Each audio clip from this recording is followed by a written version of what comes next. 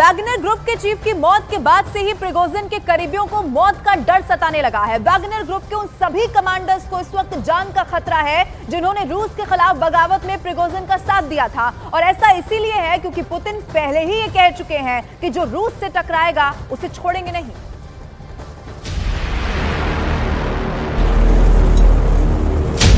बगावत करने वाले वैगनर को लेकर कई बातें सामने आई। पूरी दुनिया में वैगनर के बहक जाने या उसके विद्रोही हो जाने वाले मूड के बहुत से मतलब निकाले गए। सवाल थे कि आखिर वैगनर ने पुतिन से टक्कर क्यों ली, कैसे वैगनर रूस के लिए भस्मासुर बन गया और उसके साथ कौन कौन है।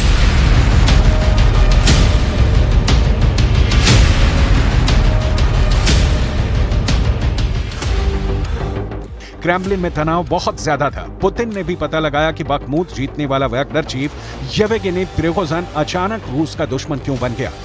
आखिर कैसे वैगनर के लड़ाकों में इतनी ताकत आ गई, कैसे उसकी लीडरशिप अपने देश के खिलाफ खड़ी हो गई।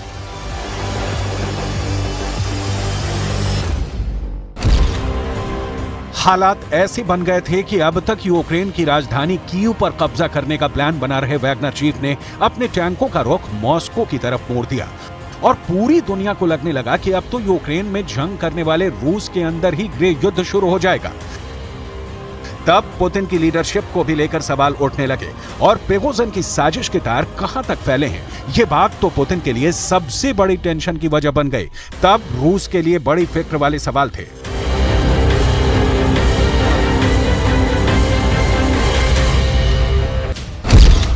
कि क्या वैगनर पर पुतिन के सबसे बड़े दुश्मन ज़ेलेंस्की ने जादू कर दिया है? क्या वैगनर को पुतिन के सबसे बड़े प्रतिद्वंदी बाइडेन ने बहका दिया? क्या वैगनर ने पुतिन के लिए सबसे बड़ा खतरा माने जाने वाले नाटो से हाथ मिला लिया?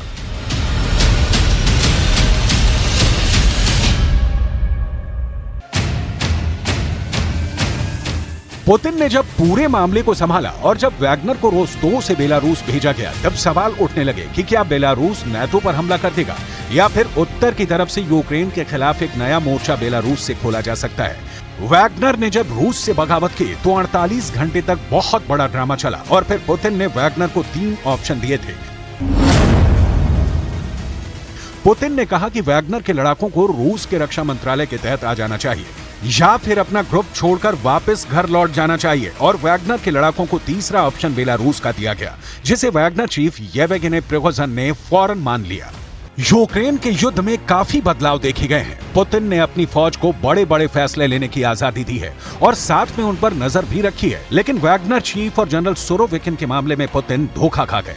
पुतिन ने सुरोविकिन को उस वक्त युद्ध की कमान सौंपी थी जब रूस काफी दबाव में था और पुतिन को जल्दी नतीजे चाहिए थे। सितंबर 2022 का ऐसा ही वक्त था जब रूस की सेना कई मोर्चों पर मात खा रही थी और तब सुरोविकिन से बात करके पुतिन ने उन्हें अक्टूबर 2022 में एरोस्पेस कमांड की जिम्मेदारी दी।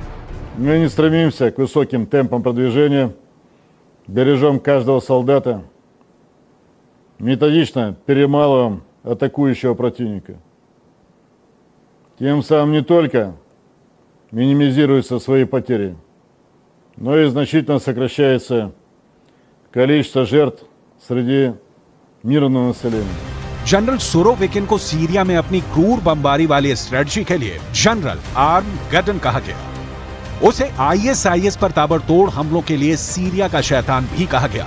पुतिन ने 2017 में सुरोविकिन को रूस के सर्वोच्च सम्मान हीरो ऑफ रशिया मेडल से भी सम्मानित किया था और उसे फुल जनरल के रूप में प्रमोशन भी दिया था, लेकिन अब ये जनरल अपनी जान की सलामती को लेकर घबराया हुआ है क्योंकि पुतिन के खिलाफ जाने का उसका फैसला एक्सपोज होने के साथ उसकी जान का दुश्मन बन चुका है। यूक्रेन का युद्ध अब ऐसे दौर में पहुंच चुका है जहां प्रिगोजिन के होने ना होने का कोई मतलब नहीं बनता, क्योंकि पुतिन पहले ही वैगनर की लीडरशिप को काबू में कर चुके हैं। हजारों लड़ाकों को बेलारूस भेजकर उनकी नई लीडरशिप तैयार की जा रही है और अब उनको एक नए मिशन के लिए तैयार किया जा रहा है। इस बीच सुरोविकिन को भी प्रिगोजिन की मौत की खबर मिल गई होगी, इसमें कोई शक नहीं होना चाहिए।